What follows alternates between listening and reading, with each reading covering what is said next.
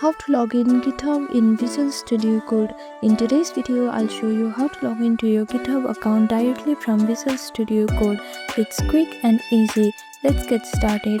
First, make sure you have downloaded Visual Studio Code on your device. After that, open Visual Studio Code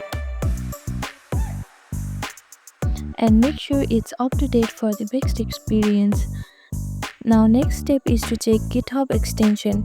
GitHub features are already built into VS Code, but you can also install the GitHub pull request and issues extension for extra features. You can install it from extension. Simply type in here and click on install.